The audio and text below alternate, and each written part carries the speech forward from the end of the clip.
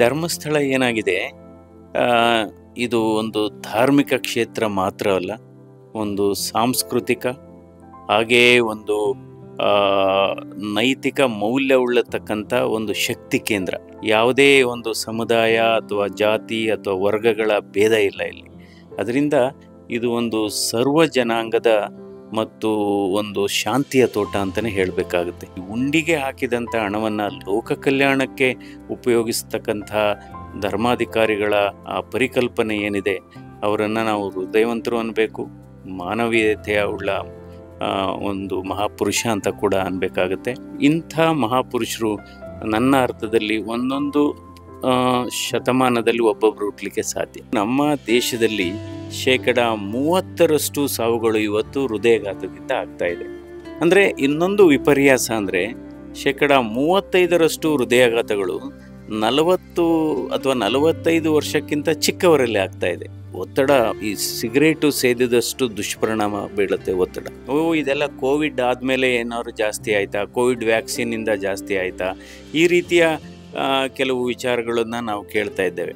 Covid ಬರೋದಕ್ಕೆ ಮೊದಲು ಕೂಡ ಸ್ವಾಭಾವಿಕವಾಗಿಯೇ ಭಾರತ ದೇಶದಲ್ಲಿ ಕಳೆದ 15 ವರ್ಷದಲ್ಲಿ ಈ ಹೃದಯಾಘಾತ ಚಿಕ್ಕ ಯುವಕರಲ್ಲಿ ಆಗ್ತಾ ಇರತಕ್ಕಂಥ ಹೃದಯಾಘಾತದ ಪ್ರಮಾಣ 22% ಜಾಸ್ತಿ ಆಗಿದೆ. ವ್ಯಾಕ್ಸಿನ್ ತಗೊಂಡಿದ್ರು ಕೂಡ ಅದರ ಎಫೆಕ್ಟ್ ಓನ್ಲಿ 6 ತಿಂಗಳಿರುತ್ತಷ್ಟೇ. ಈಗಾಗಲೇ ನಾವು ಕೋವಿಡ್ ವ್ಯಾಕ್ಸಿನ್ ತಗೊಂಡು 2.5 ವರ್ಷ ಆಯಿತು. ಸೊ ಈಗ ಆಗ್ತಾ ಇರೋ ಹೃದಯಾಘಾತಕ್ಕೂ ಕೋವಿಡ್ಗೂ ಯಾವುದೇ ಸಂಬಂಧ ಇಲ್ಲ. ಆದರೆ ಎಲ್ಲರಿಗೂ ಹೃದಯಾಘಾತ ಆದಾಗ ಎದೆ ಎಡಭಾಗದಲ್ಲಿ ನೋವು ಬರಲ್ಲ, ಇನ್ನು ಕೆಲವರಿಗೆ ಹೊಟ್ಟೆ ಮೇಲ್ಭಾಗದಲ್ಲಿ ಬರ್ಬೋದು. ಹೃದಯಾಘಾತ ಅಸಿಡಿಟಿ, ಗ್ಯಾಸ್ಟ್ರೈಟಿಸ್ ರೂಪದಲ್ಲೂ ಕಾಣಿಸ್ಕೋಬಹುದು. ಹೃದಯಾಘಾತ ಆದಂಥ ಸಂದರ್ಭದಲ್ಲಿ ಬಲದ ಕಡೆ ನೋವು ಬರ್ಬೋದು, ಎದೆಯ ಬಲಭಾಗದಲ್ಲಿ ನೋವು ಬರ್ಬೋದು, ಗಂಟ್ಲಲ್ಲಿ ನೋವು ಬರ್ಬೋದು, ಕೆಲವರಿಗೆ ದವಡೆನಲ್ಲಿ ನೋವು ಬರ್ಬೋದು, ಇನ್ನು ಕೆಲವರಿಗೆ ಈ ಬೆನ್ನಿನ ಮೇಲ್ಭಾಗದಲ್ಲೂ ಬರ್ಬೋದು. ನಡೆದಾಗ, ಓಡಾಡಿದಾಗ, ವಾಕ್ ಮಾಡಿದಾಗ, ಅಪ್ಪಲ್ಲಿ ನಡೆಯುವಾಗ ಎದೆ ಉರಿ, ಎದೆ ಇಟ್ಕೊಳ್ಳೋದು ಅಥವಾ ಎದೆ ನೋವು ಬಂದರೆ ಅದು ಹೃದಯದ್ದು ಅಂತ. 4,500 ಕೋಟಿ ವೆಚ್ಚದ ಸ್ಯಾಟಲೈಟ್ ರಿಂಗ್ ರೋಡನ್ನು ಈಗ ಅಪ್ರೂವ್ ಮಾಡಿದ್ದಾರೆ. ನಾನು ಮತ್ತು ಸನ್ಮಾನ್ಯ HD ದೇವೇಗೌಡರು, ಮಾಜಿ ಪ್ರಧಾನಮಂತ್ರಿಗಳು ಇಬ್ಬರು ಹೋಗಿ ನಾವು ನಿತಿನ್ ಗಡ್ಕರಿ, ನಮ್ಮ ರಾಷ್ಟ್ರೀಯ ಹೆದ್ದಾರಿ ಸಾರಿಗೆ ಸಚಿವರನ್ನು ಭೇಟಿ ಮಾಡಿ ಅದೊಂದು ಪ್ರಾಜೆಕ್ಟ್ ಅಪ್ರೂವ್ ಮಾಡಿಸಿದ್ದೇವೆ. ಸೋಮವಾರ, ಬುಧವಾರ ನಾನು ಒಂದು 4 ಗಂಟೆ ನನ್ನ ನನ್ನ ವೃತ್ತಿಯನ್ನು ಮುಂದುವರಿಸಿದ್ದೀನಿ. ಆದರೆ ನನ್ನ ಸಲಹೆ, ಕನ್ಸಲ್ಟೇಷನ್ ಏನಿದೆ ಅದು ಉಚಿತ. ಇವರನ್ನ ಬಹಳ ಪ್ರೀತಿಯಿಂದ ಜನ ಹೃದಯವಂತ ಅಂತ ಕರೀತಾರೆ. ಬಹಳಷ್ಟು ಜನರ ಪ್ರಾಣವನ್ನ ಉಳಿಸಿರುವಂತಹ ವೈದ್ಯ, ಬಹಳಷ್ಟು ಜನರ ಹೃದಯದ ರೋಗವನ್ನ ದೂರ ಮಾಡಿದಂಥದ್ದು. ಬೆಂಗಳೂರಿನಲ್ಲಿ ಒಂದು ಮಾತಿದೆ, ಜಯದೇವದಲ್ಲಿ ಇರುವಂತಹ ಜಯದೇವದ ಆಸ್ಪತ್ರೆಗೆ ಹೋದ್ರೆ, ಡಾಕ್ಟರ್ CN ಮಂಜುನಾಥ್ ಸರ್ ಹತ್ರ ಹೋದ್ರೆ ಅವರ ಮಾತು ಸಾಕು ಎಲ್ಲ ನೋವನ್ನ ಮರೆಸುತ್ತೆ ಅನ್ನುವಂಥದ್ದು. ಇವತ್ತು ಶ್ರೀ ಕ್ಷೇತ್ರ ಧರ್ಮಸ್ಥಳದಲ್ಲಿ ನಡೆಯುತ್ತಾ 57ನೇ ವರ್ಷದ ಡಾಕ್ಟರ್ ಟಿ ವೀರೇಂದ್ರ ಹೆಗ್ಗಡೆ ಅವರ ವರ್ಧಂತ್ಯುತ್ಸವದ ಸಂದರ್ಭದಲ್ಲಿ ಧರ್ಮಸ್ಥಳಕ್ಕೆ ಬಂದಿದ್ದಾರೆ ಡಾಕ್ಟರ್ CN ಮಂಜುನಾಥ್ ಸರ್. ಹೃದಯ ತಜ್ಞ, ಈಗ ಅವರು ಸಂಸದರು ಕೂಡ ಹೌದು. ಅವ್ರ ಹತ್ರ ಮೊದಲ ರಿಯಾಕ್ಷನ್, ಸರ್ ಶ್ರೀ ಕ್ಷೇತ್ರ ಧರ್ಮಸ್ಥಳಕ್ಕೆ ಬಂದಿರಿ, ಮಂಜುನಾಥನಲ್ಲಿಗೆ ಮಂಜುನಾಥರ ಆಗಮನ, ಏನು ಹೇಳ್ತೀರಿ? ಇಲ್ಲ, ಯಾವಾಗಲೂ ನಮ್ಮದು ಒಂದು ಸಂಪ್ರದಾಯ ಇದೆ. ಸೊ ಪ್ರತಿ ವರ್ಷ ಒಂದು ಬಾರಿ ಆದರೂ ನಾವು ಧರ್ಮಸ್ಥಳಕ್ಕೆ ಬರಲೇಬೇಕು, ಮಂಜುನಾಥನ ದರ್ಶನ ಪಡೆದು ಅವರ ಅನುಗ್ರಹವನ್ನು ಪಡಿನೇಬೇಕು. ಇದು ನಮ್ಮ ತಂದೆಯ ಕಾಲದಿಂದನೂ ಕೂಡ ನಡೆದು ಬಂದಂಥ ಒಂದು ಸಂಪ್ರದಾಯ. ಸೊ ಯಾವಾಗಲೂ ಧರ್ಮಸ್ಥಳಕ್ಕೆ ಬಂದರೆ ಏನೋ ಬಹಳ ಇಷ್ಟ. ಯಾಕೆಂದರೆ ಅದೊಂದು ಮನಸ್ಸಿಗೆ ಒಂದು ನೆಮ್ಮದಿ ಸಿಗುತ್ತೆ, ಮನಸ್ಸಿಗೆ ಒಂದು ಆತ್ಮಸ್ಥೈರ್ಯ ಸಿಗುತ್ತೆ, ಹಾಗೆ ಒಂದು ಹೊಸ ಉರುಪು ಕೂಡ ಸಿಗುತ್ತೆ. ಸೊ ಇವತ್ತು ಧರ್ಮಾಧಿಕಾರಿಗಳಾದಂಥ ರಾಜಶ್ರೀ ವೀರೇಂದ್ರ ಹೆಗ್ಗಡೆ ಅವರ 57ನೇ ಪಟ್ಟಾಭಿಷೇಕದ ವರ್ಧಂತಿ ಸಮಾರಂಭ. ಸೊ ಈ ಸಮಾರಂಭಕ್ಕೆ ಬಂದಿರೋದು ನನಗೆ ಬಹಳ ಸಂತೋಷ. ಸೊ ನನಗೆ ಸಿಕ್ಕ ಒಂದು ದೊಡ್ಡ ಅವಕಾಶ ಅಂತ ಕೂಡ ನಾನು ಭಾವಿಸ್ತೀನಿ. ಇದು ದೇವರೇ ಕೊಟ್ಟಿರತಕ್ಕಂಥ ಅವಕಾಶ, ದೇವರೇ ಕರೆಸಿಕೊಂಡಿರತಕ್ಕಂಥ ಒಂದು ದಿನ ನನಗೆ ಬಹಳ ಖುಷಿ ಕೊಟ್ಟಿದೆ. ಸರ್, ಶ್ರೀ ಕ್ಷೇತ್ರ ಧರ್ಮಸ್ಥಳ ಅಂದರೆ ನಿಮಗೆ ಈ ಹಿಂದೆ ಹಲವಾರು ಬಾರಿ ಬಂದಿದೆ ಅಂತ ಹೇಳಿದ್ರಿ, ಏನು ನೆನಪಾಗತ್ತೆ? ಧರ್ಮಸ್ಥಳ ಏನಾಗಿದೆ, ಇದು ಒಂದು ಧಾರ್ಮಿಕ ಕ್ಷೇತ್ರ ಮಾತ್ರ ಅಲ್ಲ, ಒಂದು ಸಾಂಸ್ಕೃತಿಕ ಹಾಗೆಯೇ ಒಂದು ನೈತಿಕ ಮೌಲ್ಯವುಳ್ಳತಕ್ಕಂಥ ಒಂದು ಶಕ್ತಿ ಕೇಂದ್ರ.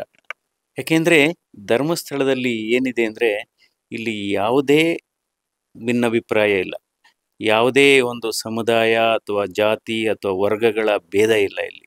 ಅದರಿಂದ ಇದು ಒಂದು ಸರ್ವ ಜನಾಂಗದ ಮತ್ತು ಒಂದು ಶಾಂತಿಯ ತೋಟ ಅಂತಲೇ ಹೇಳಬೇಕಾಗುತ್ತೆ. ಅಂದರೆ ಕಳೆದ 50 ವರ್ಷಗಳಲ್ಲಿ ಧರ್ಮಸ್ಥಳ ಏನು ಒಂದು ಸಣ್ಣ ಕ್ಷೇತ್ರವಾಗಿತ್ತು, ಒಂದು ಸಣ್ಣ ನಗರವಾಗಿತ್ತು, ಇದು ಅದ್ಭುತವಾಗಿ ಇವತ್ತು ಬೆಳೆದಿದೆ.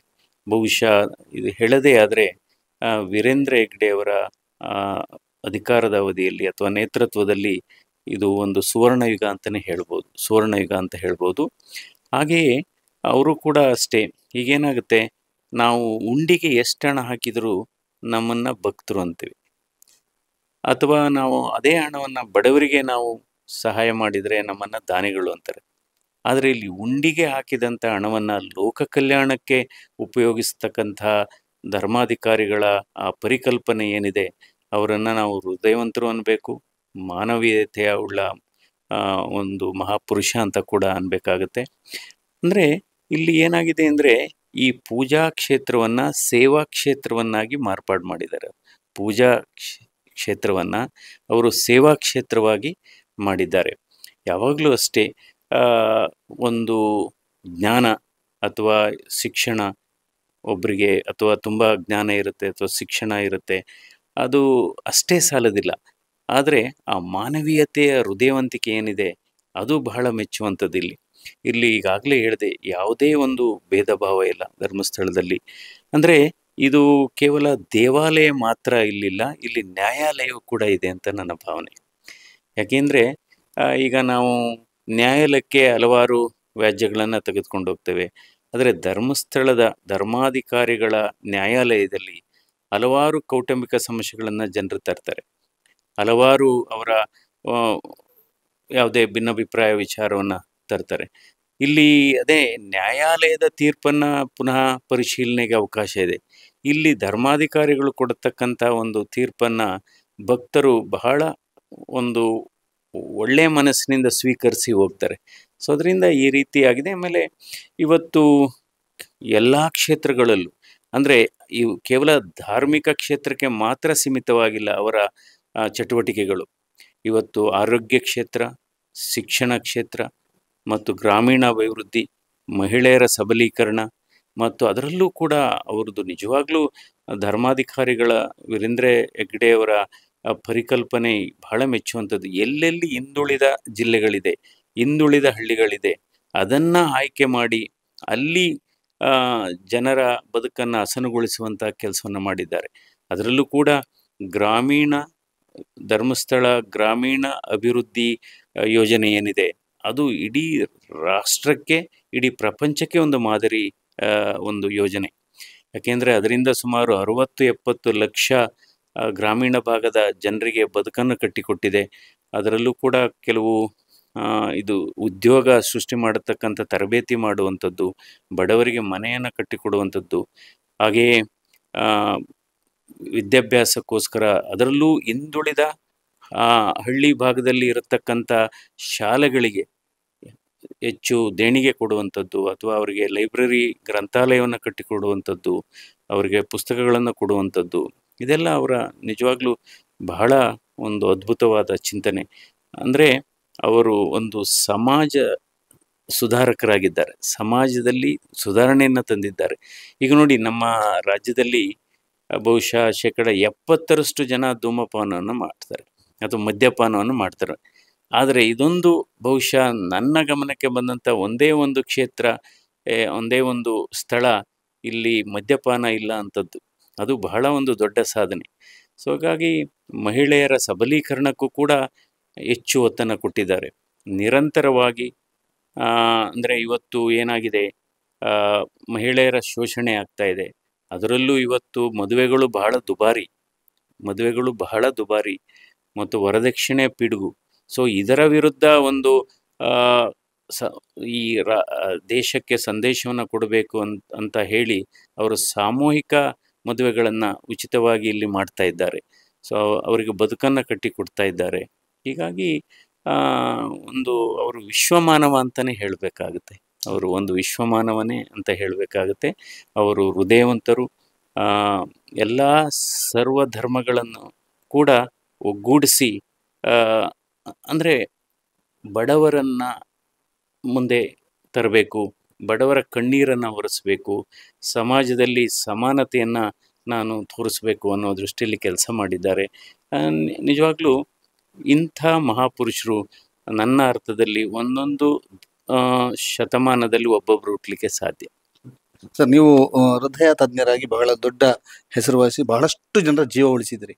ನೀವು ನಮ್ಮ ಜೊತೆಗೆ ಮಾತನಾಡ್ತೀರಿ ಅಥವಾ ನೀವು ನಮ್ಮ ಜೊತೆಗೆ ಒಂದು ಇಂಟರ್ವ್ಯೂಗೆ ಸಿಗ್ತೀರಿ ಅಂತಂದಾಗ ನಮ್ಮ ಆಫೀಸ್ನಲ್ಲೆಲ್ಲ ಒಂದು ಸಂಚಲನ ಮೂಡಿದೆ. ಒಂದು ಏನು ಹೇಳಿದ್ದಾರೆ ಅಂತಂದರೆ, 2-3 ವಿಷಯವನ್ನ ದಯವಿಟ್ಟು ಪ್ರಸ್ತಾಪಿಸಬೇಕು. ಇತ್ತೀಚೆಗೆ ಸರ್, ಉಜಿರೆಯಲ್ಲಿ ಒಬ್ಬ ಹುಡುಗ, 29 ವರ್ಷದ ಹುಡುಗ, ಏಕಾಏಕಿ ಹಾರ್ಟ್ ಅಟ್ಯಾಕ್ ಡೆತ್ ಆದರು. ಯಾಕೆ ಆಗ್ತಾ ಇದೆ, ಏನಕ್ಕೆ ಹೀಗಾಗ್ತಿದೆ ಅಂತ ಅವರು ಬಂದಿದ್ದಾರೆ. ದಯವಿಟ್ಟು ಅವಕಾಶ ಸಿಕ್ಕಿದೆ ಕೇಳಿ ಅಂತ ಹೇಳಿದ್ದಾರೆ. ನೇರವಾಗಿ ಕೇಳ್ತಾ ಇದ್ದೀವಿ ಸರ್. ಈಗೇನಾಗಿದೆ, ನಮ್ಮ ರಾಜ್ಯದಲ್ಲಿ ಮತ್ತು ನಮ್ಮ ದೇಶದಲ್ಲಿ 30% ಸಾವುಗಳು ಇವತ್ತು ಹೃದಯಘಾತದಿಂದ ಆಗ್ತಾ ಇದೆ. ಅಂದರೆ ಇನ್ನೊಂದು ವಿಪರ್ಯಾಸ ಅಂದರೆ 35% ಹೃದಯಾಘಾತಗಳು 40 ಅಥವಾ 45 ವರ್ಷಕ್ಕಿಂತ ಚಿಕ್ಕವರಲ್ಲಿ ಆಗ್ತಾ ಇದೆ. ಅದೇ ಐರೋಪ್ಯ ದೇಶಗಳಲ್ಲಿ, ಅಮೆರಿಕ ದೇಶಗಳಲ್ಲಿ ಏನಾಗಿದೆ, ಸಾಮಾನ್ಯವಾಗಿ ಹೃದಯಾಘಾತ 50 ಅಥವಾ 60 ವರ್ಷದ ನಂತರ ಅಲ್ಲಿ ಕಾಣಿಸ್ಕೊಳ್ಳುತ್ತೆ. ಇಲ್ಲಿ ಈ ಕಾಯಿಲೆಗಳು ಚಿಕ್ಕ ವಯಸ್ಸಿನಲ್ಲೇ ಬರ್ತಾ ಇದೆ. ಸೊ ನಾವು ಅಧ್ಯಯನ ಕೂಡ ಮಾಡಿದ್ದೇವೆ. ಅಂದರೆ ಜನರಲ್ಲಿ ಏನು ಭಾವನೆ ಇದೆ, ಇದೆಲ್ಲ ಕೋವಿಡ್ ಆದಮೇಲೆ ಏನಾದ್ರು ಜಾಸ್ತಿ ಆಯಿತಾ, ಕೋವಿಡ್ ವ್ಯಾಕ್ಸಿನಿಂದ ಜಾಸ್ತಿ ಆಯಿತಾ, ಈ ರೀತಿಯ ಕೆಲವು ವಿಚಾರಗಳನ್ನು ನಾವು ಕೇಳ್ತಾ ಇದ್ದೇವೆ. ಕೋವಿಡ್ ಬರೋದಕ್ಕೆ ಮೊದಲು ಕೂಡ ಸ್ವಾಭಾವಿಕವಾಗಿಯೇ ಭಾರತ ದೇಶದಲ್ಲಿ ಕಳೆದ 15 ವರ್ಷದಲ್ಲಿ ಈ ಹೃದಯಾಘಾತ ಚಿಕ್ಕ ವಯಸ್ಸು ಯುವಕರಲ್ಲಿ ಆಗ್ತಾ ಇರತಕ್ಕಂಥ ಹೃದಯಾಘಾತದ ಪ್ರಮಾಣ 22% ಜಾಸ್ತಿ ಆಗಿದೆ. ಇದಕ್ಕೆ ಹಲವಾರು ಕಾರಣ ಇದೆ. ಒಂದು ಧೂಮಪಾನ, ಅತಿಯಾದ ಮದ್ಯಪಾನ, ನಂತರ ಸಕ್ಕರೆ ಕಾಯಿಲೆ ಕೂಡ ಜಾಸ್ತಿ ಆಗಿದೆ. ಇವತ್ತು ಸೋಮಾರಿತನ ಜಾಸ್ತಿ ಆಗಿದೆ ನಮ್ಮಲ್ಲಿ. ಇವತ್ತು ನಾವು ಹೇಳ್ತೇವೆ, ಭಾರತ ದೇಶ ಏನು ಆಯಿತು, ಏನು ಕೈಗಾರಿಕೀಕರಣ ಆಯಿತು ಅಥವಾ ಗಣಕೀಕರಣ ಆಯಿತು, ಆಧುನೀಕರಣ ಆಯಿತು, ಅದ್ರ ಜೊತೆಗೆ ಎಲ್ಲೋ ಒಂದು ಕಡೆ ಈ ಹಲವಾರು ಕಾರಣಗಳಿಂದ, ಹಲವಾರು ಯೋಜನೆಗಳಿಂದ ಇವತ್ತು ಸೋಮಾರೀಕರಣ ಕೂಡ ಆಗಿದೆ. ಇವತ್ತು ಸೋಮಾರಿತನ ಕೂಡ ಇದಕ್ಕೆ ಬಹಳ ಮುಖ್ಯವಾದ್ದು. ನಂತರ ಒತ್ತಡ ಅದು ಕೂಡ ಒಂದು ಬಹಳ ಮುಖ್ಯವಾದಂಥ ಕಾರಣ. ಇತ್ತೀಚಿನ ದಿನಗಳಲ್ಲಿ ಎಲ್ಲ ವಯಸ್ಸಿನ ಜನರಲ್ಲೂ ಕೂಡ ಒತ್ತಡ ಜಾಸ್ತಿ ಆಗಿದೆ. ಮಕ್ಕಳಲ್ಲಿ ವಿದ್ಯಾಭ್ಯಾಸದ ಒತ್ತಡ, ಅಥವಾ ಯುವಕರಲ್ಲಿ ಅವರ ಭವಿಷ್ಯದ ಒತ್ತಡ, ಅಥವಾ ಅವರ ಸಂಸಾರದ ಒತ್ತಡ. ಹೀಗೆ ಒತ್ತಡ ಅನ್ನೋದು ಒಂದು ಹೊಸ ತಂಬಾಕು, ಅಥವಾ ಅದು ಒತ್ತಡ ಈ ಸಿಗರೇಟು ಸೇದಿದಷ್ಟು ದುಷ್ಪರಿಣಾಮ ಬೀಳುತ್ತೆ ಒತ್ತಡ. ಇವತ್ತು ಈ ಒತ್ತಡದಿಂದ ಹಲವಾರು ಏನಾಗುತ್ತೆ, 10 ವರ್ಷದಲ್ಲಿ ಸಾಧನೆ ಮಾಡಬೇಕಾಗಿರೋದನ್ನ ನಾನು 5 ವರ್ಷದಲ್ಲೇ ಅಥವಾ 10 ತಿಂಗಳಲ್ಲೇ ಸಾಧನೆ ಮಾಡಬೇಕು. ಈ ರೀತಿಯ ಅತಿಯಾದ ಒಂದು ನಿರೀಕ್ಷೆಯಿಂದ ಇವತ್ತು ಒತ್ತಡಕ್ಕೆ ಒಳಗಾಗ್ತಾ ಇದ್ದಾರೆ. ಹಾಗಾಗಿ ಇನ್ನೂ ಹಲವಾರು ಆಹಾರ ಪದ್ಧತಿ ಬದಲಾವಣೆ ಆಗಿದೆ, ಆಹಾರ ಪದಾರ್ಥಗಳು ಬದಲಾವಣೆ ಆಗಿದೆ. ಇವತ್ತೆಲ್ಲ ನಮ್ಮ ಪೂರ್ವಿಕರು ಯಾವ ರೀತಿ ಆಹಾರ ಸೇವನೆ ಮಾಡ್ತಾಯಿದ್ರು, ಹಣ್ಣುಗಳನ್ನು ತಿಂತಾಯಿದ್ರು, ತರಕಾರಿ ತಿಂತಾಯಿದ್ರು, ಹೆಚ್ಚು ವ್ಯಾಯಾಮ ಮಾಡ್ತಾಯಿದ್ರು. ಇವತ್ತು ವ್ಯಾಯಾಮ ಕೂಡ ಮಾಡ್ತಾ ಇಲ್ಲ, ಎಲ್ಲ ಸೋಮಾರಿತನ. ಯಾಕೆಂದರೆ ನಮ್ಮ ಹೃದಯ ಕೂಡ ಅದೇ ಹೇಳೋದು, ದೇಹ ಚಲಿಸಬೇಕು, ಮನಸ್ಸು ಸ್ಥಿರವಾಗಿರಬೇಕು. ಈಗೇನಾಗಿದೆ, ದೇಹ ಚಲಿಸೋದು ಕಡಿಮೆ ಆಗಿದೆ, ಮನಸ್ಸು ಚಲಿಸ್ತಾ ಇದೆ. ಹೀಗಾಗಿ ಈ ಕಾರಣ. ನಂತರ ಈ ಯಾವುದೇ ಒಂದು ಕುಟುಂಬದಲ್ಲಿ 50 ವರ್ಷಕ್ಕಿಂತ ಚಿಕ್ಕವರಲ್ಲಿ ಹೃದಯಾಘಾತ ಆಗಿದ್ರೆ ಅಂಥ ಕುಟುಂಬದಲ್ಲಿ ಹೃದಯಾಘಾತದ ಪ್ರಮಾಣ ಜಾಸ್ತಿ ಇರುತ್ತೆ. ಅದನ್ನ ಫ್ಯಾಮಿಲಿ ಹಿಸ್ಟ್ರಿ ಅಂತ ಹೇಳ್ತೀವಿ. ನಮ್ಮ ಅಧ್ಯಯನದಲ್ಲಿ 17% ಈ ಹೃದಯಾಘಾತಗಳು ಈ ಕೌಟುಂಬಿಕ ಹಿನ್ನೆಲೆಯಲ್ಲಿ ಆಗ್ತಾ ಇದೆ. ಈಗ ಯಾರಾದರೂ ಒಂದು ಕುಟುಂಬದಲ್ಲಿ, ಈಗ ಯಾರೋ 80 ವರ್ಷದಲ್ಲಿ ಹಾರ್ಟ್ ಅಟ್ಯಾಕ್ ಆಗುತ್ತೆ ಅನ್ನಿ, ಅದು ಫ್ಯಾಮಿಲಿ ಹಿಸ್ಟ್ರಿ ಅಂತ ಕನ್ಸಿಡರ್ ಮಾಡಲ್ಲ. ಈಗ 40 ವರ್ಷದವ್ರಿಗೆ 30 ವರ್ಷದಲ್ಲಿ ಹಾರ್ಟ್ ಅಟ್ಯಾಕ್ ಆಗಿದ್ರೆ ಅಂಥ ಕುಟುಂಬ ಸದಸ್ಯರಲ್ಲಿ ಹೃದಯಾಘಾತದ ಪ್ರಮಾಣ 5% ಜಾಸ್ತಿ ಆಗುತ್ತೆ. ಸೊ ಹೀಗಾಗಿ ಯುವಕರಲ್ಲಿ, ಮಧ್ಯವಯಸ್ಕರಲ್ಲಿ ಆಗ್ತಾ ಇದೆ. ಇದಕ್ಕೆ ಕಾರಣಗಳು ಇವೆಲ್ಲ ಕಾರಣ. ಒಂದು ವಾಯುಮಾಲಿನ್ಯ ಕೂಡ ಈಗ ಪ್ರಮುಖ ಕಾರಣ. ವಾಯುಮಾಲಿನ್ಯ ಕೂಡ ಒಂದು ಪ್ರಮುಖ ಕಾರಣ. ನಂತರ ಈಗ ಹೇಳ್ದಲ್ಲ, ಚಿಂತೆ ಜಾಸ್ತಿ ಆಗ್ತಿದೆ. ಇತ್ತೀಚಿನ ದಿನಗಳಲ್ಲಿ ಜನರಲ್ಲಿ ಸಂತೋಷ ಅನ್ನೋದನ್ನ ನಾವು ಹುಡುಕ್ಬೇಕಾಗಿದೆ. ಸುಮಾರು ಜನರು ಸಂತೃಪ್ತಿ ಇಲ್ಲ, ಸಂತೋಷ ಇಲ್ಲ, ನಮ್ಮಲ್ಲಿ ಏನಿದೆ ಅದನ್ನ ನಾವು ಖುಷಿ ಪಡಬೇಕು ಅನ್ನೋದಿಲ್ಲ, ಇಲ್ಲದೆ ಇರೋದ್ರ ಬಗ್ಗೆ ಜಾಸ್ತಿ ಯೋಚನೆ. ಸೊ ಯಾಕೆಂದ್ರೆ ನಮ್ಮ ಮನೋಭಾವ ಕೂಡ ನಮ್ಮ ಹೃದಯದ ಮೇಲೆ ನೇರವಾಗಿ ಅದು ದುಷ್ಪರಿಣಾಮ ಬೀಳುತ್ತೆ. ಸೊ ಹೀಗಾಗಿ ಇವೆಲ್ಲ ಕಾರಣಗಳು ಇಂದ ಇವತ್ತು ಈ ಹೃದಯಾಘಾತದ ಪ್ರಮಾಣ ನಮ್ಮ ಭಾರತ ದೇಶದಲ್ಲಿ ಜಾಸ್ತಿ ಆಗಿದೆ. ಬಟ್ ಕೋವಿಡ್ ಬಂದಂಥ ಸಂದರ್ಭದಲ್ಲಿ ಸ್ವಲ್ಪ ಹೃದಯಾಘಾತ ಕೋವಿಡಿಂದ ಒಂದು 5% ಜಾಸ್ತಿ ಇತ್ತು. ಆದರೆ ಇದು ಕೋವಿಡ್ ಎಫೆಕ್ಟ್ ಏನಿರುತ್ತೆ ಅಂದರೆ, ವ್ಯಾಕ್ಸಿನ್ ತೊಗೊಂಡಿದ್ರು ಕೂಡ ಅದರ ಎಫೆಕ್ಟ್ ಓನ್ಲಿ 6 ತಿಂಗಳಿರುತ್ತೆ ಅಷ್ಟೇ. ಈಗಾಗಲೇ ನಾವು ಕೋವಿಡ್ ವ್ಯಾಕ್ಸಿನ್ ತಗೊಂಡು 2.5 ವರ್ಷ ಆಯಿತು. ಸೊ ಈಗ ಆಗ್ತಾ ಇರೋ ಹೃದಯಾಘಾತಕ್ಕೂ ಕೋವಿಡ್ಗೂ ಯಾವುದೇ ಸಂಬಂಧ ಇಲ್ಲ. ಸರ್, ಈಗ ನಮ್ಮಲ್ಲಿ ತುಂಬ ಜನರ ಪ್ರಶ್ನೆ, ಹೃದಯಾಘಾತಕ್ಕಿಂತ ಮೊದಲು ಯಾವ ರೀತಿ ನೋವು ಬರುತ್ತೆ? ಮತ್ತು ಬಹಳಷ್ಟು ಜನ ಸರ್ ಇಲ್ಲಿ ಹೋಗ್ತಾರೆ, ಸ್ವಲ್ಪ ಎಡಗಡೆಗೆ ಅಥವಾ ಹೊಟ್ಟೆ ಭಾಗದಲ್ಲಿ ಅಥವಾ ಯಾವುದೋ ಒಂದು ಭಾಗದಲ್ಲಿ ನೋವು ಇದೆ ಅಂತ ಗ್ಯಾಸ್ಟ್ರಿಕ್ ಅಂದ್ಕೊಂಡು ಮೆಡಿಕಲ್ ಟ್ಯಾಬ್ಲೆಟ್ಗಳನ್ನು ತಗೊಳ್ತಾರೆ. ಇದು ಹೇಗೆ ಸರ್ ಅದರ ಲಕ್ಷಣ? ಅಂದರೆ ಹೃದಯದಲ್ಲಿ 3 ರಕ್ತನಾಳ ಇರುತ್ತೆ. ಕರೋನರಿ ರಕ್ತನಾಳ ಅಂತೇವೆ. ಈ ರಕ್ತನಾಳದಲ್ಲಿ ಬ್ಲಾಕೇಜು 70%ಗಿಂತ ಜಾಸ್ತಿ ಆದರೆ ಕೆಲವರಿಗೆ ರೋಗ ಲಕ್ಷಣಗಳು ಕಾಣಿಸ್ಕೊಳ್ಳುತ್ತೆ. ನಡೆದಾಗ, ಓಡಾಡಿದಾಗ, ವಾಕ್ ಮಾಡಿದಾಗ, ಊಟ ಮಾಡಿ ಅಪ್ಪಲ್ಲಿ ನಡೆಯುವಾಗ ಏನಾದ್ರು ಎದೆ ನೋವು ಬಂದರೆ ಅಥವಾ ಎದೆ ಉರಿ ಬಂದರೆ ಅದು ಹೃದಯದ ರಕ್ತನಾಳಕ್ಕೆ ಸಂಬಂಧಪಟ್ಟ ಕಾಯಿಲೆ ಲಕ್ಷಣ ಅಂತ ಹೇಳ್ಬೋದು. ಅಂದರೆ ಉದಾಹರಣೆ ಹೇಳ್ತೀನಿ, ಕೆಲವ್ರಿಗೆ ಏನಾಗುತ್ತೆ, ಮಲಗಿದ್ದಾಗ ಕೂತಿದ್ದಾಗ ಎದೆ ನೋವು ಇರುತ್ತೆ. ಏನು ಹೇಳಿ? ಮಲಗಿದ್ದಾಗ ಕೂತಿದ್ದಾಗ ಎದೆ ನೋವು ಅಥವಾ ಎಡದ ಭುಜ ಅಥವಾ ಎಡದ ಕೈ ನೋವು ಬರ್ಬೋದು. ಆದರೆ ಅದೇ ವ್ಯಕ್ತಿ ನಡೆದಾಗ ಏನೂ ಇಲ್ಲ ಅಂದರೆ ಅದು ಹೃದಯದಲ್ಲ. ಸೊ ಹೃದಯದ ರೋಗ ಲಕ್ಷಣಗಳು ನಡೆದಾಗ ಜಾಸ್ತಿ ಆಗಬೇಕು. ಇನ್ನು ಟಿಪಿಕಲ್ ಯಾವ ರೀತಿ ಇರುತ್ತೆ ಅಂದರೆ, ಕೆಲವರು ಹೇಳ್ತಾರೆ, ಸರ್ ನಾನು ಕೂತಿದ್ರೆ ಮಲಗಿದ್ರೆ ಏನು ತೊಂದರೆ ಇಲ್ಲ, ನಡೆದಾಗ ಮಾತ್ರ ಎದೆ ಉರಿ, ಎದೆ ನೋವು ಅಥವಾ ಸುಸ್ತಾಗುತ್ತೆ, ರೆಸ್ಟ್ ತೊಗೊಂಡ್ರೆ ಹೊರಟೋಗುತ್ತೆ, ತಿರ್ಗಾ ನಡೆಯೋಕೆ ಹೋದರೆ ಬರುತ್ತೆ. ಸೊ ಇದು ರಕ್ತನಾಳಕ್ಕೆ ಹೃದಯಾಘಾತಕ್ಕೆ ಸಂಬಂಧಪಟ್ಟ ಲಕ್ಷಣ. ಇನ್ನು ಕೆಲವರಿಗೆ ಹೃದಯಾಘಾತ ಆದಾಗ ಸಾಮಾನ್ಯವಾಗಿ ಜನರಿಗೆಲ್ಲ ಗೊತ್ತು, ಹೃದಯ ಇರೋದು ಎದೆ ಎಡಭಾಗದಲ್ಲಿ. ಸೊ ಅಲ್ಲಿ ಎದೆ ನೋವು ಬರ್ಬೋದು, ಅಥವಾ ಎದೆಯಲ್ಲಿ ಏನೋ ಒಂದು ದೊಡ್ಡ ಭಾರ ಇಟ್ಟಂಗೆ ಆಗ್ಬೋದು, ಎದೆ ಉರಿ ಬರ್ಬೋದು, ವಾಂತಿ ಆಗ್ಬೋದು, ಮೈ ಬೆವರ್ಬೋದು. ಇದು ಸರ್ವೇ ಸಾಮಾನ್ಯ ಗೊತ್ತಿರತಕ್ಕಂಥ ರೋಗ ಲಕ್ಷಣ.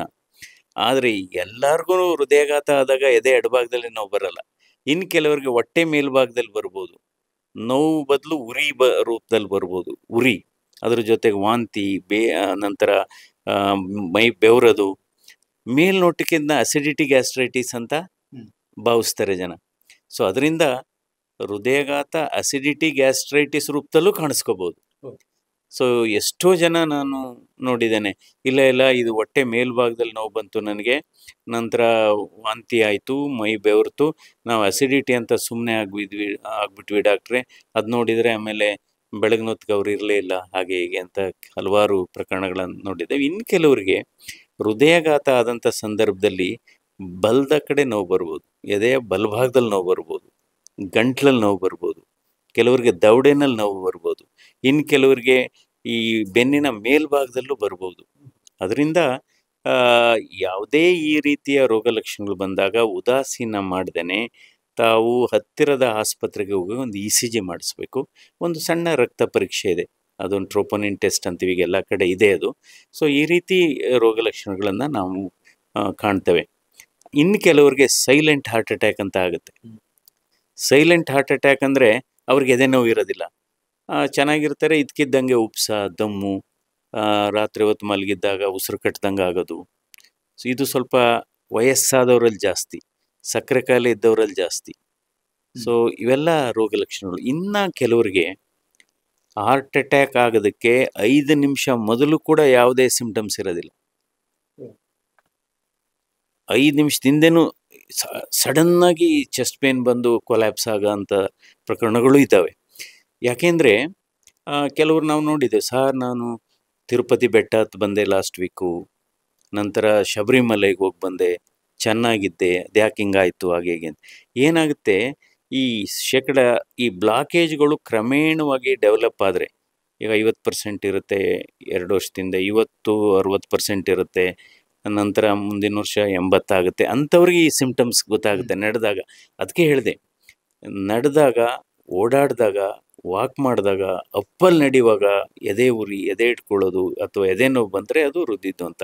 ಇನ್ನು ಕೆಲವರಿಗೆ ಈ ಬ್ಲಾಕೇಜ್ ಇರೋದೇ ಇಲ್ಲ, ರಕ್ತನಾಳ ನಾರ್ಮಲ್ಲೇ ಇರುತ್ತೆ ಹೆಚ್ಚು ಕಡಿಮೆ. ಆದರೆ ರಕ್ತನಾಳದ ಒಳಗಡೆ ಕೊಲೆಸ್ಟ್ರಾಲ್ ಅಲ್ಸರ್ಸ್ ಅಂತ ಇರುತ್ತೆ. ಆ ಕೊಲೆಸ್ಟ್ರಾಲ್ ಅಲ್ಸರ್ಸು ಒಡೆದೋದ್ರೆ ಆಗ ನಾರ್ಮಲ್ ಆಗಿರೋ ರಕ್ತನಾಳ ಬ್ಲಾಕೇಜೇ ಇರಲ್ಲ. ಸೊ ವಿತಿನ್ ಫ್ಯೂ ಮಿನಿಟ್ಸ್ ಅಥವಾ ವಿತಿನ್ ಫ್ಯೂ ಅವರ್ಸ್ ಏನಾಗುತ್ತೆ, ಆ ಬ್ಲಡ್ ಕ್ಲಾಟ್ ಆಗಿ ನಾರ್ಮಲ್ ಆಗಿದ್ದ ರಕ್ತನಾಳ 100% ಕ್ಲಾಟಿಂದ ಬ್ಲಾಕ್ ಆಗುತ್ತೆ.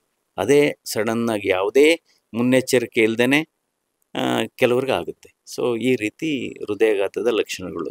ಅದಕ್ಕೋಸ್ಕರ ಇವತ್ತು ಈ ಕಾಯಿಲೆ ಪ್ರಮಾಣ ಜಾಸ್ತಿ ಇರೋದ್ರಿಂದ 35 ವರ್ಷ ದಾಟಿದ ಗಂಡಸರು, 45 ವರ್ಷ ದಾಟಿದ ಹೆಂಗಸರು ವಾರ್ಷಿಕವಾಗಿ ಒಂದು ಬ್ಲಡ್ ಚೆಕಪ್ ಒಂದು ತಪಾಸಣೆ ಮಾಡಿಸ್ಕೋಬೇಕು. ಏನೇನು ತಪಾಸಣೆ ಮಾಡಿಸ್ಕೋಬೇಕು? ಬ್ಲಡ್ ಪ್ರೆಷರ್ ಚೆಕ್ ಮಾಡಿಸ್ಕೋಬೇಕು, ಬ್ಲಡ್ ಶುಗರು, ಬ್ಲಡ್ ಕೊಲೆಸ್ಟ್ರಾಲು, ನಂತರ ಒಂದು ಟ್ರೆಡ್ಮಿಲ್ ECG ಅಂತ ಮಿಷಿನ್ ಮೇಲೆ ಓಡಿಸ್ತಾ ECG ಮಾಡ್ತೀವಲ್ಲ, ಅದನ್ನು ಮಾಡಿಸ್ಕೋಬೇಕಾಗುತ್ತೆ. ಯಾರು ಮಾಡಿಸ್ಕೋಬೇಕು ಅಂದರೆ, ಫಾರ್ ಎಕ್ಸಾಂಪಲ್ ಕೆಲವ್ರಿಗೆ ಏನಾಗುತ್ತೆ, ಕೂತಿದ್ದಾಗ ಏನು ಸಿಂಪ್ಟಮ್ಸ್ ಇಲ್ಲ, 1 ಕಿಲೋಮೀಟರ್ ನಡೆದ್ರೆ ಎದೆ ನೋವು, ಎದೆ ಉರಿ ಬರುತ್ತೆ. ಅಂಥವ್ರನ್ನ ನಾವು ಮಲಗಿಸಿ ECG ಮಾಡಿದರೆ ನಾರ್ಮಲ್ಲೇ ಬರುತ್ತೆ. ಅಂಥವ್ರನ್ನ ಏನು ಮಾಡಬೇಕು, ಒಂದು ಟ್ರೆಡ್ಮಿಲ್ ಮಿಷಿನ್ ಮೇಲೆ ಓಡಿಸಿ 1 ಕಿಲೋಮೀಟ್ರ್ ತನಕ ಓಡಿಸಿ, ಆವಾಗ ನೋವು ಬಂದಾಗ ECG ಮಾಡಿ, ಆವಾಗ ECGಯಲ್ಲಿ ವ್ಯತ್ಯಾಸ ಬಂದರೆ ಆಂಜಿಯೋಗ್ರಾಮ್ ಅಂತ ಮಾಡ್ತೀವಿ. ಸೊ ಅದರಿಂದ ಯಾರು ಈ ಟೆಸ್ಟ್ಗಳನ್ನ ಚಾಚು ತಪ್ಪದೆ ಮಾಡಿಸ್ಬೇಕು ಅಂದರೆ, ಯಾರು ಧೂಮಪಾನ ಮಾಡ್ತಿದ್ದಾರೆ, ಅತಿಯಾದ ಮದ್ಯಪಾನ, ಸಕ್ಕರೆ ಕಾಯಿಲೆ, BP ಕಾಯಿಲೆ ಇದ್ದಂಥವ್ರು, ಅಥವಾ ಅವರ ಕುಟುಂಬದಲ್ಲಿ ಚಿಕ್ಕ ವಯಸ್ಸಿನಲ್ಲಿ ಹೃದಯಾಘಾತ ಆಗ್ತಾ ಇದ್ದರೆ ಅಂಥವರು ಈ ಚೆಕಪ್ಗಳನ್ನ ನಿರಂತರವಾಗಿ ಮಾಡಿಸ್ಬೇಕಾಗತ್ತೆ. ಸರ್, ಒಂದು ಬಹಳಷ್ಟು ಜನರು ಇದು ಕೂಡ ನಮಗೆ ಕೇಳಿದ್ದು, ಏನು ಮಾಡಬೇಕು ಹೃದಯಾಘಾತವನ್ನು ತಪ್ಪಿಸೋದಕ್ಕೆ? ಜನರು ಏನು ಮಾಡಬೇಕು? ಅಲ್ಲ, ಈಗ ಹೃದಯಾಘಾತ ತಪ್ಪಿಸ್ಲಿಕ್ಕೆ ಒಂದು 5 ಅಂಶವನ್ನು ಆದಷ್ಟು ಕಡಿಮೆ ಇಟ್ಕೋಬೇಕು. ಇದು ಪಂಚಸೂತ್ರ ಅಂತ ಬೇಕಾದ್ರೂ ಕರಿಬೋದು. ಏನದು? ಯಾವ್ಯಾವ್ದು ಕಡಿಮೆ ಇಟ್ಕೋಬೇಕು? ಒಂದು, ಬ್ಲಡ್ ಪ್ರೆಷರ್ ಕಡಿಮೆ ಇಟ್ಕೋಬೇಕು, ಬ್ಲಡ್ ಶುಗರ್ ಕಡಿಮೆ ಇಟ್ಕೋಬೇಕು, ಬ್ಲಡ್ ಕೊಲೆಸ್ಟ್ರಾಲ್ ಕಡಿಮೆ ಇಟ್ಕೋಬೇಕು. 4ನೇದು ಸೊಂಟದ ಸುತ್ತಳತೆ ಮತ್ತು ಶರೀರದ ತೂಕ ಕಡಿಮೆ ಇಟ್ಕೋಬೇಕು. 5ನೇದು ಅತಿಯಾಸೆ ಇವೆಲ್ಲ ಕಡಿಮೆ ಇಟ್ಕೋಬೇಕು. ಪ್ರತಿದಿನ ಒಂದು 45 ನಿಮಿಷದಿಂದ 1 ಗಂಟೆ ನಡಿಬೇಕು. ಹೃದಯ ಕೂಡ ಅದೇ ಹೇಳುತ್ತೆ, ನೀನು ನನಗಾಗಿ 1 ತಾಸು ಚಲಿಸು, ನಾನು ನಿನಗಾಗಿ ನಿರಂತರವಾಗಿ ಮಿಡಿಯುತ್ತೇನೆ ಇಂತಿ ಹೃದಯ ಅಂತ. ಸೊ ಅದಕ್ಕೋಸ್ಕರ ಮಾಡಬೇಕಾಗುತ್ತೆ. ನಂತರ ಆಹಾರ ಪದ್ಧತಿಯನ್ನು ನಾವು ಫಾಲೋ ಮಾಡಬೇಕಾಗಿ, ಈಗಾಗಲೇ ಹೇಳಿದ್ದೇನೆ, ತುಂಬ ಎಣ್ಣೆಲಿ ಕರೆದಿರೋದು, ತುಂಬ ಜಿಡ್ಡು ಪದಾರ್ಥ ತಿನ್ನೋದು, ಹೆಚ್ಚು ಮಾಂಸವನ್ನು ಸೇವನೆ ಮಾಡೋವಂಥದ್ದು. ಸೊ ತರಕಾರಿ ಹಣ್ಣುಗಳನ್ನು ಜಾಸ್ತಿ ತಿನ್ಬೇಕು ನಾವು, ಫೈಬರ್ ಡಯಟ್, ಕಾಳುಗಳನ್ನ ತಿನ್ನಬೇಕಾಗುತ್ತೆ. ಸೊ ನಂತರ ಚಿಂತೆ, ಈ ಸ್ಟ್ರೆಸ್, ಒತ್ತಡವನ್ನು ಕಡಿಮೆ ಮಾಡ್ಕೋಬೇಕು. ಇದೇ ಬಂದಿರೋದು ಈಗ. ಕೆಲವ್ರಿಗೇನಾಗಿದೆ, ಯಾವುದೂ ಈ ಕಾಯಿಲೆ ಇಲ್ಲ, BP ಕಾಯಿಲೆ ಇಲ್ಲ, ಶುಗರ್ ಕಾಯಿಲೆ ಇಲ್ಲ, ಅಥವಾ ಕೊಲೆಸ್ಟ್ರಾಲ್ ನಾರ್ಮಲ್ಲು, ಆದರೂ ಹಾರ್ಟ್ ಅಟ್ಯಾಕ್ ಆಗುತ್ತೆ ಕೆಲವರಿಗೆ. ಹೌದು, ಫಿಟ್ಟು ಇರ್ತಾರೆ. ಅತಿಯಾದ ಚಿಂತೆ ಮಾಡೋದು, ಒತ್ತಡ ಅನ್ನೋದು ಒಂದು, ಈಗಾಗಲೇ ಹೇಳಿದೆ, ನೀವು ಜಾಸ್ತಿ ಒತ್ತಡ ಮಾಡಿದರೆ ಅದು 5ರಿಂದ 10 ಸಿಗರೇಟು ಸೇದಿದಷ್ಟು ದುಷ್ಪರಿಣಾಮ.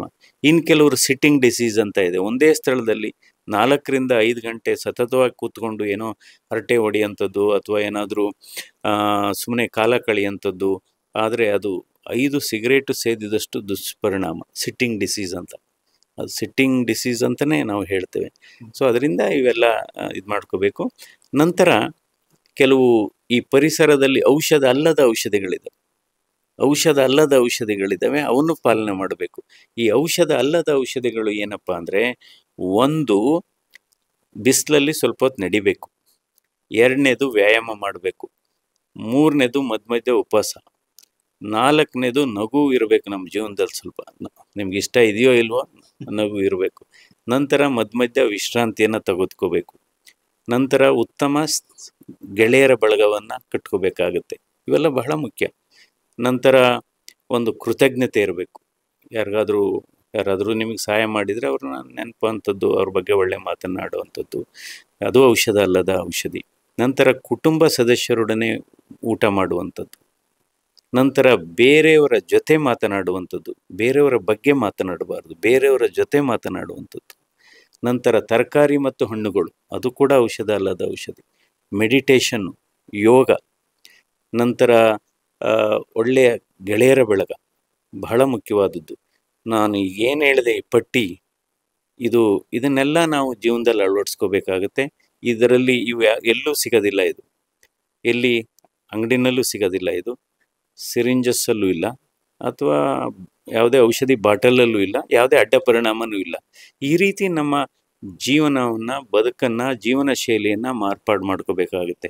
ಅದಕ್ಕೆ ನಾವು ಹೇಳ್ತೀವಿ, ಈಗ ನೋಡಿ, ಔಷಧಿಯಲ್ಲಿ ಸಂತೋಷ ಮತ್ತು ಸಂತೃಪ್ತಿ ಇಲ್ಲ, ಸಂತೃಪ್ತಿ ಮತ್ತು ಸಂತೋಷದಲ್ಲಿ ಔಷಧಿ ಇದೆ. ಬಹಳ ಅದ್ಭುತವಾದ ಮಾತು ಸರ್. ನೀವು ರಾಜಕಾರಣ ಮಾತಾಡೋದಿಲ್ಲ ಅಂತ ಹೇಳಿದಿರಿ, ಆದರೆ ನೀವು ವೈದ್ಯರಾಗಿದ್ರಿ, ಈಗ ಸಂಸದರಾಗಿದ್ದೀರಿ ಸರ್, ಹೇಗಿದೆ? ಈಗ ನೋಡಿ, ನಾನು ಸಂಸದನಾಗಿ ಈಗ ನಾವು ಆಲ್ಮೋಸ್ಟ್ 4 months ಆಯ್ತಾ ಬಂತು. ಈ 4 ತಿಂಗಳಲ್ಲಿ ನಾನು ನನ್ನ ಕ್ಷೇತ್ರದಲ್ಲಿ, ಬೆಂಗಳೂರು ಗ್ರಾಮಾಂತರ ಕ್ಷೇತ್ರದಲ್ಲಿ ಸುಮಾರು 10,000 ಕಿಲೋಮೀಟರ್ ನಾನು ಪ್ರಯಾಣ ಮಾಡಿದ್ದೇನೆ. ಸುಮಾರು ಹಳ್ಳಿಗಳಿಗೆ ಭೇಟಿ ಕೊಟ್ಟಿದ್ದೇನೆ. ಹಲವಾರು ಯೋಜನೆಗಳ ಬಗ್ಗೆ ನಾವು ಕೇಂದ್ರ ಪಾರ್ಲಿಮೆಂಟಲ್ಲೂ ಕೂಡ ನಾನು ಸಂಸತ್ತಿನಲ್ಲಿ ಚರ್ಚೆ ಮಾಡಿದ್ದೇನೆ.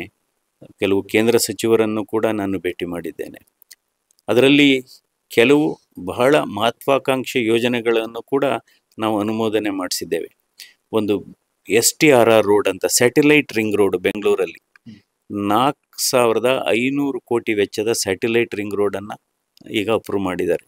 ನಾನು ಮತ್ತು ಸನ್ಮಾನ್ಯ HD ದೇವೇಗೌಡರು, ಮಾಜಿ ಪ್ರಧಾನಮಂತ್ರಿಗಳು ಇಬ್ಬರು ಹೋಗಿ ನಾವು ನಿತಿನ್ ಗಡ್ಕರಿ, ನಮ್ಮ ರಾಷ್ಟ್ರೀಯ ಹೆದ್ದಾರಿ ಸಾರಿಗೆ ಸಚಿವರನ್ನು ಭೇಟಿ ಮಾಡಿ ಅದೊಂದು ಪ್ರಾಜೆಕ್ಟ್ ಅಪ್ರೂವ್ ಮಾಡಿಸಿದ್ದೇವೆ. ಈಗಾಗಲೇ ಬೆಂಗಳೂರಲ್ಲೂ ಕೂಡ ಹಲವಾರು ರೈಲ್ವೆ ಕಾಮಗಾರಿಗಳು ಇವತ್ತು ಮಂಜೂರಾಗಿದೆ. ಒಂದು ಸಬರ್ಬನ್ ಟ್ರೈನ್, ಸಬರ್ಬನ್ ರೈಲ್ವೆ ಅಂದರೆ ಸುಮಾರು 7,500 ಕೋಟಿ ಯೋಜನೆ. ನಂತರ ಮೆಟ್ರೋ ಫೇಸ್ 3 ಮೆಟ್ರೋ ಅಂತ, 3ನೇ ಹಂತದ ಮೆಟ್ರೋ 15,540 ಕೋಟಿ ರು ವೆಚ್ಚದ ಒಂದು, ಅದು ಕೂಡ ಅಪ್ರೂವ್ ಆಗಿದೆ. ನಂತರ ಇನ್ನೊಂದು, ಬೆಂಗಳೂರಿನಲ್ಲಿ ಇವತ್ತು ಏನಾಗಿದೆ, ರಸ್ತೆ ಅಪಘಾತಗಳಿಂದ ಭಾರತ ದೇಶದಲ್ಲಿ 13% ಸಾವುಗಳಾಗ್ತಾ ಇದೆ. ಆ ದೃಷ್ಟಿಯಲ್ಲಿ ನಾನು ಸಂಸತ್ತಿನಲ್ಲಿ ಕೂಡ ನಾನು ಇದರ ಬಗ್ಗೆ ನಾನು ಧ್ವನಿ ಎತ್ತಿದ್ದೇನೆ. ಪ್ರತಿ 125 ಕಿಲೋಮೀಟರ್ ರಾಷ್ಟ್ರೀಯ ಹೆದ್ದಾರಿಯಲ್ಲಿ, ಪ್ರತಿ 125 ಕಿಲೋಮೀಟ್ರಿಗೆ ರಾಷ್ಟ್ರೀಯ ಹೆದ್ದಾರಿಗಳಲ್ಲಿ ಒಂದು ಅಪಘಾತಕ್ಕೆ ಚಿಕಿತ್ಸೆ ಕೊಡತಕ್ಕಂಥ ಪಾಲಿಟ್ರಾಮಾ ಕ್ಲಿನಿಕ್ ಅದನ್ನು ತೆಗಿಬೇಕು ಅಂತ. ಯಾಕೆಂದರೆ ಆ ಗೋಲ್ಡನ್ ಅವರಲ್ಲಿ ಚಿಕಿತ್ಸೆ ಆಗಬೇಕು ಆಕ್ಸಿಡೆಂಟ್ ಆದಂಥ ಸಂದರ್ಭದಲ್ಲಿ. ಹಾಗೆಯೇ ಒಂದು NIMHANS national institute of mental and neuro sciences ಬೆಂಗಳೂರಲ್ಲಿ, ಅಲ್ಲಿಗೆ ನೆನೆಗುದಿಗೆ ಬಿದ್ದಿದ್ದಂಥ ಒಂದು 300 ಬೆಡ್ ಹಾಸಿಗೆ ಸಾಮರ್ಥ್ಯದ 300 ಹಾಸಿಗೆ ಸಾಮರ್ಥ್ಯದ ಒಂದು ಈ ಪಾಲಿಟ್ರಾಮಾ ಕ್ಲಿನಿಕ್ಗೆ, ಹಾಸ್ಪಿಟ್ಲಿಗೆ ಅನುಮೋದನೆ ಕೊಡುವುದರಲ್ಲಿ ನಾವು ಯಶಸ್ವಿಯಾಗಿದ್ದೇವೆ. ಸೊ ಹೀಗಾಗಿ ಕೆಲಸವನ್ನು ಮಾಡ್ತಾ ಇದ್ದೇವೆ. ನಂತರ ಹಳ್ಳಿಗಳ ವಿಸಿಟ್ ಮಾಡಿದಂಥ ಈಗ ನೆನ್ನೆ ನಾನು ಮಾಗಡಿಗೆ ಹೋಗಿದ್ದೆ. ಅಲ್ಲಿ ಮಂಚನಬೆಲೆ ಒಂದು ಜಲಾಶಯ ಇದೆ, ಅದರ ಕೆಳಗಡೆ ಸೇತುವೆ ಕೊಚ್ಚಿ ಹೋಗಿದೆ, ಅಲ್ಲಿಗೆ ಪರ್ಯಾಯ ವ್ಯವಸ್ಥೆ ಮಾಡಲಿಕ್ಕೆ ಕೂಡ ಮೊನ್ನೆ ಮಾತಾಡಿದ್ದೇವೆ. ನಂತರ ಅಲ್ಲಿ ನಮ್ಮದು ಕನಕಪುರ ಮತ್ತು ಸಾತ್ನೂರು ಕಡೆ ಆನೆಗಳ ಕಾಟ ಜಾಸ್ತಿ, ಆನೆಗಳು ನುಗ್ಗಿ ಬೆಳೆಗಳನ್ನು ಹಾಳು ಮಾಡ್ತಾ ಇದೆ. ಕೆಲವರು 3-4 ಜನ ಸಾವನ್ನು ಕೂಡ ಅಪ್ಪಿದ್ದಾರೆ. ಸೊ ಅದಕ್ಕೆ ಒಂದು ರೈಲ್ವೆ ಕಂಬಿಯನ್ನು ಉಪಯೋಗಿಸಿ ತಡೆಗೋಡೆ ಕಟ್ಟಿಸುವಂತಹ ವಿಚಾರವನ್ನು, ಅದನ್ನು ಕೂಡ ಆ ಪ್ರಕ್ರಿಯೆ ಪ್ರಾರಂಭ ಆಗಿದೆ. ಸೊ ಹೀಗಾಗಿ ಕೆಲಸ ಮಾಡ್ತಾ ಇದ್ದೇವೆ. ಆದರೂ ಕೂಡ ನಾನು ಬೆಂಗಳೂರಿನಲ್ಲಿದ್ದಂಥ ಸಂದರ್ಭದಲ್ಲಿ ನಾನು ಇದು ಯಾವುದು ಸಂಸದನಾಗಿ ಕೆಲಸ ಏನಿದೆ, ಜವಾಬ್ದಾರಿ ಏನಿದೆ, ಅದರ ಜೊತೆಗೆ ನನ್ನ ವೃತ್ತಿಯ ಕೆಲಸವನ್ನು ನಾನು ಮಾಡ್ತಾ ಇದ್ದೇನೆ. ಬೆಂಗಳೂರಿನಲ್ಲಿ ಇರತಕ್ಕಂಥ ಒಂದು ಬೆಂಗಳೂರು ಹಾಸ್ಪಿಟ್ಲ್ ಅಂತಿದೆ, ಸೌತ್ ಎಂಡ್ ಸರ್ಕಲ್ ಜಯನಗರದಲ್ಲಿ ಇರತಕ್ಕಂಥ ಒಂದು ಬೆಂಗಳೂರು ಸೌತ್ ಎಂಡ್ ಸರ್ಕಲ್ ಇರತಕ್ಕಂಥ ಬೆಂಗಳೂರು ಆಸ್ಪತ್ರೆಯಲ್ಲಿ ಸೋಮವಾರ ಬುಧವಾರ ನಾನು ಒಂದು 4 ಗಂಟೆ ನನ್ನ ನನ್ನ ವೃತ್ತಿಯನ್ನು ಮುಂದುವರಿಸಿದ್ದೀನಿ. ಆದರೆ ನನ್ನ ಸಲಹೆ, ಕನ್ಸಲ್ಟೇಷನ್ ಏನಿದೆ ಅದು ಉಚಿತ. ನೋಡಿ, ಜಯದೇವ್ ಹಾಸ್ಪಿಟ್ಲಲ್ಲಿ ಸಿಗ್ತಾ ಇದ್ದಂತಹ ವೈದ್ಯರು ಈಗ ಬೆಂಗಳೂರಿನ ಸೌತ್ ಎಂಡ್ ಸರ್ಕಲ್ನಲ್ಲಿರುವಂತಹ ಬೆಂಗಳೂರು ಹಾಸ್ಪಿಟ್ಲಲ್ಲಿ ಸಿಗ್ತಾರೆ ಅನ್ನುವಂಥದ್ದೊಂದು ಮಾಹಿತಿಯನ್ನು ನೀಡಿದ್ದಾರೆ. ಅದರ ಜೊತೆಗೆ ಅವ್ರ ಹತ್ರ ಕೇಳಬೇಕು. ಸರ್, ಜನಸೇವೆ, ಹೃದಯ ತಜ್ಞರಾಗಿ ಬಹಳಷ್ಟು ಜನರನ್ನು ಉಳಿಸಿದ್ದೀರಿ. ನಿಮ್ಮ ಇಂತಹ ಮಾತುಗಳೇ ಎಷ್ಟೋ ಜನರನ್ನ ಇವತ್ತು ಉಸಿರಾಡ್ತಾ ಇರುವಂತೆ ಮಾಡಿದೆ. ರಾಜಕಾರಣ ಮತ್ತು ನಿಮ್ಮ ವೈದ್ಯ ಸೇವೆ, ಇದೀಗ ಇನ್ನೊಂದು ಜನಸೇವೆ. ಹೇಗೆ ಸರ್? ತುಂಬಾ ಜನ ಹೇಳ್ತಿದ್ರು ನೀವು ನಿಂತ ಸಂದರ್ಭದಲ್ಲಿ, ಇಲ್ಲೆಲ್ಲ ಮಾತುಗಳಿತ್ತು, ಅವ್ರಿಗೆ ಆಗ್ಲಿಕ್ಕಿಲ್ಲ, ಯಾಕೆ ಅಂತಂದ್ರೆ ಅವರಷ್ಟು ಸಾಫ್ಟ್ ಸ್ಪೋಕನ್ ಮತ್ತು ತುಂಬಾ ಸಾಫ್ಟ್ ಅವರು ಅಂತ. ಹೇಗಿದೆ ಸರ್? ಅಂದರೆ ಏನಾಗಿದೆ, ರಾಜಕಾರಣದಲ್ಲೂ ಕೂಡ ಈಗ ಧ್ವನಿ, ಈಗ ಮೃದು ಭಾಷೆ ಆಗ್ಬೋದು ಅಥವಾ ಮೃದು ನಡೆನುಡಿ ಆಗ್ಬೋದು, ಅದು ನಮ್ಮ ದೌರ್ಬಲ್ಯ ಅಂತ ಭಾವಿಸಬಾರ್ದೆ.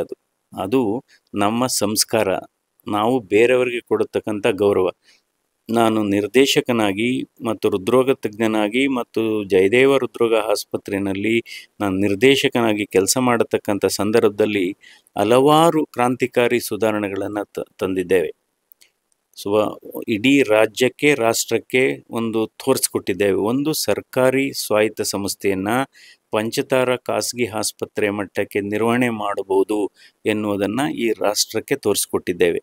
ಅಂದರೆ ನಾನು ಮೃದುವಾಗಿದ್ರೂ ಕೂಡ ಯಾವಾಗಲೂ ನನ್ನ ನಿರ್ಧಾರಗಳು ಯಾವಾಗಲೂ ಅಚಲ. ಅದಕ್ಕೆ ನೋಡ್ಬೋದು ನೀವು, ಎಷ್ಟೋ ಸರಿ ಈ ಕೋರ್ಟಲ್ಲಿ ವಾದ ಮಾಡತಕ್ಕಂಥ ಸಂದರ್ಭದಲ್ಲಿ ಈ ಲಾಯರ್ಗಳು ತುಂಬ ಜೋರಾಗಿ ಮಾತಾಡ್ತಾರೆ. ಯಾವಾಗ ಜೋರಾಗಿ ಮಾತಾಡ್ತಾರೆ ಅಂದರೆ, ಅದಕ್ಕೆ ಇಂಗ್ಲೀಷಲ್ಲಿ ಹೇಳ್ತೀವಿ, voice is strong when case is weak ಅಂತ.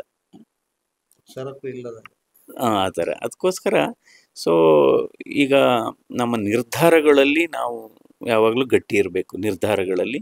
ಮತ್ತು ಅದಕ್ಕೆ ಮಾನವೀಯ ಅಂದರೆ ಜನಸಾಮಾನ್ಯರಿಗೆ ಅನುಕೂಲ ಆಗತಕ್ಕಂಥ ನಿರ್ಧಾರಗಳನ್ನು ತೆಗೆದುಕೊಳ್ಬೇಕು. ಹೀಗಾಗಿ ಯಾಕೆಂದರೆ ನಾವು ನನ್ನ ವೃತ್ತಿಯಲ್ಲಿ ಮಾಡಿದ್ದು ಕೂಡ ಜನಸೇವೆ, ನಾನು ರಾಜಕೀಯಕ್ಕೆ ಬಂದಿರೋದು ಕೂಡ ಸಮಾಜ ಸೇವೆ, ಜನಸೇವೆಗೆ ಅಷ್ಟೇ. ಇದನ್ನು ಜನಸೇವೆಯ ವೇದಿಕೆಯಾಗಿ ನಾನು ಮುಂದುವರ್ಸ್ಕೊಂಡು ಹೋಗ್ತೇನೆ. ಸರ್, ಬಹಳ ಒಂದು ತುರ್ತು ಸಂದರ್ಭದಲ್ಲಿ, ಯಾಕೆಂತಂದರೆ ಕಾರ್ಯಕ್ರಮಕ್ಕೆ ನಿಗದಿ ಸಮಯ ಆಗ್ತಾ ಬಂತು, ಈ ಒಂದು ಸಂದರ್ಭದಲ್ಲಿಯೂ ಕೂಡ ನಮ್ಮ ಜೊತೆಗೆ ಮಾತನಾಡಿದ್ದೀರಿ ಸರ್. ಬಹಳ ಪ್ರೀತಿ ಇಟ್ಟು ನಿಮಗೆ ನಮ್ಮ 3 ಪತ್ರಿಕೆಯನ್ನು ಕೊಡ್ತೇವೆ. 39 ವರ್ಷದ ಹಿನ್ನೆಲೆಯಲ್ಲಂತ ಒಂದು ಪತ್ರಿಕೆ, ಸುದ್ದಿ ಬಿಡುಗಡೆ, 3 ಪತ್ರಿಕೆ. ಬಿಡುಗಡೆ ಪತ್ರಿಕೆಗೆ ಒಳ್ಳೆ ಯಶಸ್ಸು ಸಿಗಲಿ. ಯಾಕೆಂದರೆ ಈ ಭಾಗದಲ್ಲಿ ನೀವು ಇದು ಕೂಡ ಜನಪ್ರಿಯವಾಗಿದೆ, ಸುದ್ದಿ ಬಿಡುಗಡೆ. ಇದ್ರ ಮೂಲಕ ಗುಣಾತ್ಮಕವಾದಂಥ ಸುದ್ದಿಯನ್ನು, ಮಾಹಿತಿಯನ್ನು ತಾವು ಹಂಚ್ಕೊಳ್ತಾ ಇದ್ದೀರ. ಹೀಗಾಗಿ ಸುದ್ದಿ ಬಿಡುಗಡೆ ಪತ್ರಿಕೆಗೆ ನನ್ನ ಶುಭ ಹಾರೈಕೆಗಳು. All the best, good luck. Okay, ನಮ್ಮ ಜೊತೆಗೆ ಮಾತನಾಡಿದ್ದಕ್ಕೆ ಧನ್ಯವಾದ ಸರ್. ಬಹಳಷ್ಟು ವಿಚಾರಗಳ ಬಗ್ಗೆ ಡಾಕ್ಟರ್ ಸಿ.ಎನ್. ಮಂಜುನಾಥ್ ಸರ್ ಮಾತನಾಡಿದ್ದಾರೆ. ಅವರು ನಮ್ಮ ಜೊತೆಗೆ ಮಾತನಾಡಿದ್ದಾರೆ ಅನ್ನುವಂಥ ಖುಷಿಯೊಂದಿಗೆ ಈ ವಿಶೇಷ ಸಂದರ್ಶನವನ್ನು ಕೊನೆಗೊಳಿಸ್ತಾ ಇದ್ದೀವಿ. ಪಂಚೇಶ್ ಕೆ ಚಾರ್ಮಾಡಿ ಜೊತೆಗೆ ದಾಮೋದರ ದೊಂಡೋಲೆ, ಸುದ್ದಿ ನ್ಯೂಸ್, ಧರ್ಮಸ್ಥಳ.